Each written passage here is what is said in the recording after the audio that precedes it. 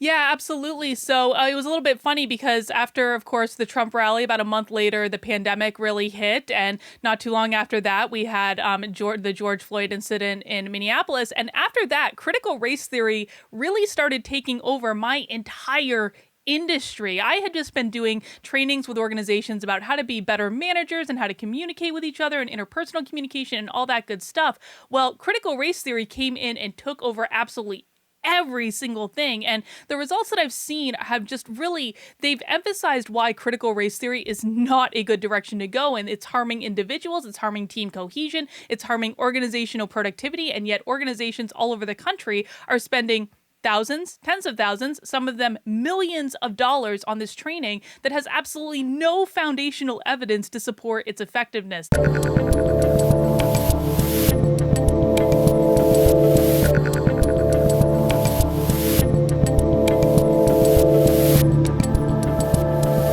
It's Locals Week here on the Rubin Report, and I'm doing a series of mini interviews with creators on why they decided to become less reliant on big tech and instead own their content, community, and livelihood with Locals.com. Joining me today is an organizational therapist and knitter turned fearless political fighter, Karlyn Borysenko. Welcome back to the Rubin Report.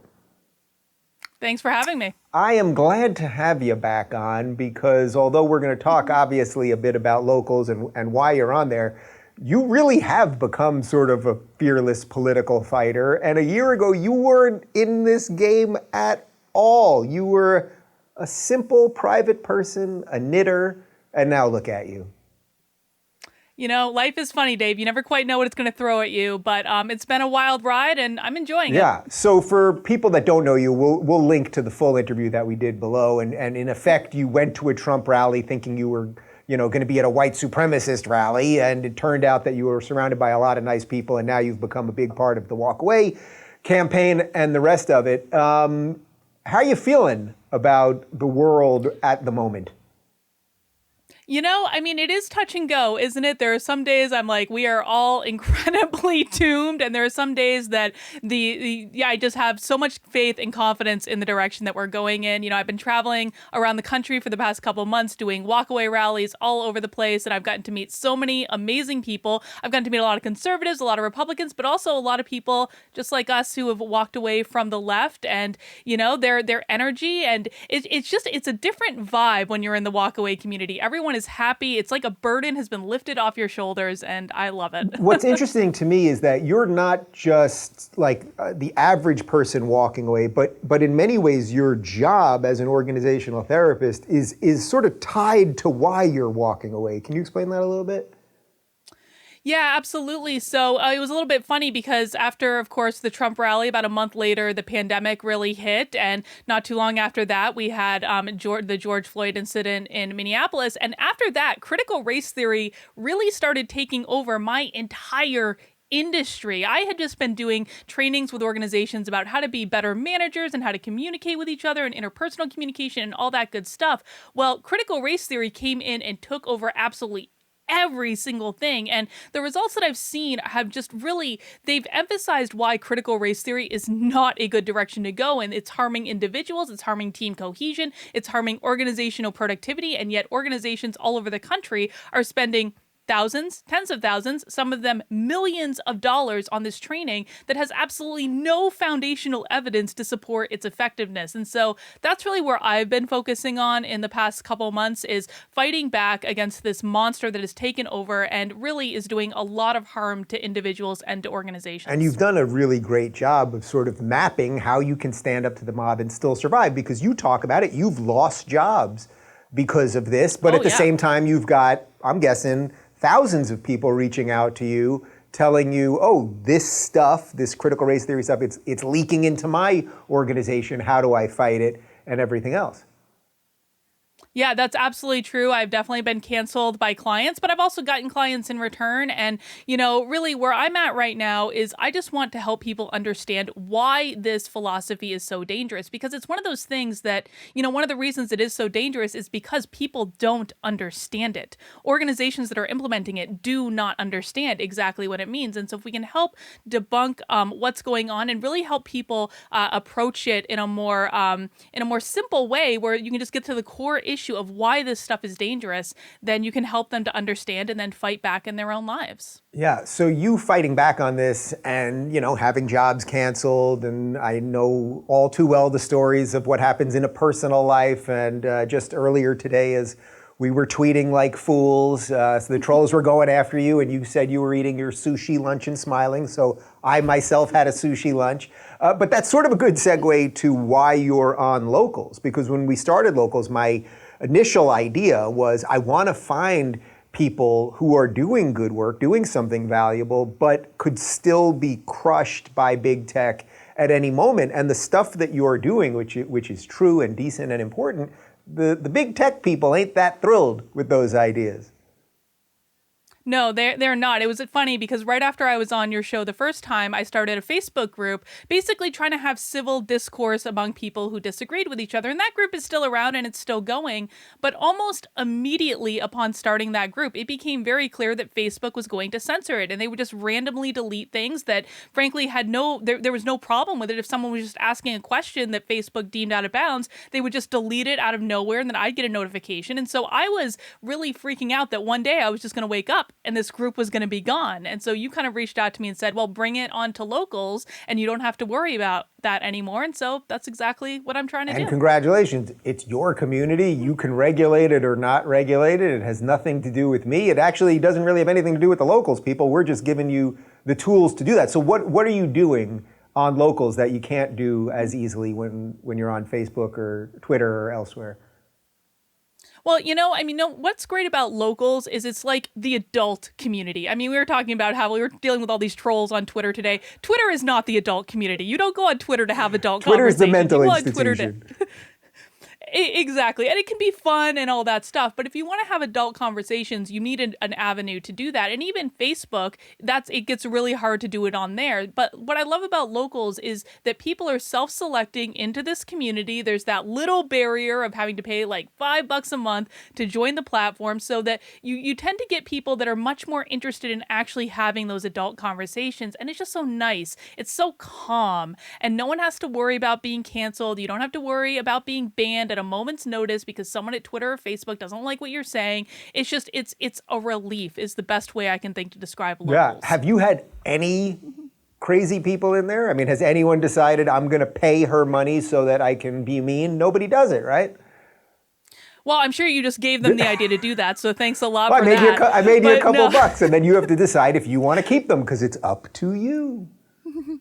Exactly. But to your point, no, that absolutely hasn't happened yet. And, in my Locals community, we actually do weekly Zoom calls with all of my local supporters. So we actually get on just like this and we chat with each other. And someone even said last week they were afraid. They were like, I don't know if I'm going to vote for Trump and I'm afraid I'm going to get kicked out of the group. I was like, no, you're not going to get kicked out of the group. Just come in, be a reasonable human being. That's really all we ask for. It's interesting how just a couple bucks will kind of keep the riffraff out. Mm-hmm. Yeah. Yeah, and it just makes it nicer for everyone. It's not only nicer for me as the person running the community, it's nicer for everyone else there, and it allows people a way to develop those genuine human relationships, and it's just been really, really fantastic. Yeah, so when you're fighting the mob, I think I asked you a version of this question about a year ago when we first sat down, or maybe it wasn't even that long ago. Time is very strange these days. Since COVID, it's like, did that happen yesterday or 4 years ago? I'm not sure. But what is it about you, do you think, that lets you be brave in these very strange times? Because I think the reason you've made a mark suddenly is people are like, oh, that girl's saying what she thinks. And so many people are afraid to do it. Some guy wrote a book about that. He did, and we're actually reading that book in my community right Very now. nice, very nice. But I think what for me is, I mean, frankly, what is lacking among so many of the people that we see out protesting that all want these safe spaces is I've had to overcome a lot of challenges in my life, from my family to different, bullies I've met in my life, and I think that when you overcome challenges like that, it sets you up to take on things that are just simply, that are much more important. So I think that I've developed the resiliency from having, to overcome things throughout my life, that I don't mind standing up on a stage and saying, this is what I think, this is why I walked away from the Democratic Party, and some people are going to like it and some people are going to hate it, and that's just the way it is. But I also think that there's something to being in this every day, isn't there? Is that when you have the hate come at you, it's a pattern, and you can see that no matter what you say, no matter what you do, the hate comes in exactly the same way. Is incredibly predictable. And so after a while, you start to realize that it has nothing to do with you at all. It has to do with them and where they're at and the goals that they have and trying to achieve those goals by any means necessary. So I can't take it personally. It's not about me. It's about them. Yeah, it's funny. I had a tweet that was catching fire today, and I had a very, very minor typo in it. And I had like hundreds of these trolls, did you have a stroke? Are you retarded? Like stuff that's much worse than that. And it's like, I don't really care about that. But it's like, wait a minute, I thought you guys were the tolerant, good people. But maybe not as tolerant and good as you say you are, something like that. Where do you sense your community going? What's the goal? And how do you stay out of the echo chamber? I mean, one of the things that I'm trying to figure out with my own community is that, people are paying a couple bucks to get in, so you're self-selecting a certain amount of people. And I know for people like us, we don't want it to be just like-minded people. And I love seeing people interact with each other and agree to disagree. But how do you guard against that? I really want to have more constructive discussion and constructive debate in my community. One of the things that I found is that it is incredibly hard to get people who are not Trump supporters or people on the right to join the community. We do have lefties in there, and I'm grateful that they're in there, and I'm grateful for their contribution, but I really want to see more of them. So one of the things I want to do when I have a little downtime after the election is I want to start doing more constructive discussions. I want to start a debate club. I actually want to have a debate club where people get assigned their positions so they don't get to choose them. So sometimes they might have to argue positions they don't agree with just to understand the other side. And I think it's very important for people to demonstrate that they are capable of having adult conversations and walking away and being like, it's okay to disagree. It's okay. We're all going to survive. It's weird to be one of the adults in the room when there aren't many adults in the room, isn't it? Well, I'll tell you, if you looked at my Twitter, you would not think I was one of the adults in the room, but I do really try to be in real life. Well, I don't know what it says about the state of adulthood. Like, I'm making as many Star Wars and G.I. Joe references, and yet somehow I'm an adult in the room. That's not because of me. That's mostly because of these people. Well, I mean, that's a reflection of where the people we're fighting at are, aren't they? Because if we're the adults in the room, I mean, they're the kindergarteners in the room, aren't they? All right, so one more question for you, and then I want you to pimp out your community as hardcore as you can. What do you see as the path to getting out of the mess that we all feel like we're in? The political mess, the cultural mess, the societal mess. Do you see a path out of it? That really depends on us, doesn't it? Because we all have to make the choice about how we show up every single day. And if people don't want to show up in an adult way, then they're not going to. If people don't want to have conversations with people they disagree with, they're not going to. And I think my greatest fear in this whole thing is that it seems as though there are so many people that are just addicted to anger and outrage and fighting. And that is a physical addiction. That is an addiction just like cigarettes or drugs or alcohol. And so in order to get past that addiction, they have to want to overcome it. And I worry that there aren't enough people that want to overcome it. But again, I'm on the ground every single week at walkaway rallies, and I see that there are so many people that are being kind and like truly kind, not leftist kind of kind, but truly kind and empathetic and understanding to each other, that it really does give me hope that it's possible. But we're going to have to see after the election. I don't think we're going to get there before November, but maybe afterwards. Well, I'm with you, of course. And, I guess I was sort of like the original why I left the left guy. But then when I see people like you out there, I'm like, oh, it's just like, it's real. Like, it's real and it's happening with other people and it's great. So, Karlyn, pimp it out. Pimp out your locals. Why should people join? Yeah, they should join because it's just a group of regular people that we get together. We chat about topics that are on our mind every single week. We do it in the community. We do it on Zoom. We read books together. It's super fun. People can join at kb.locals.com. That's kb.locals.com, and I will see you out there in the field. If you're looking for more honest and thoughtful conversations about politics instead of nonstop yelling, check out our politics playlist. And if you want to watch full interviews on a variety of topics, watch our full episode playlist all right over here. And to get notified of all future videos, be sure to subscribe and click the notification bell.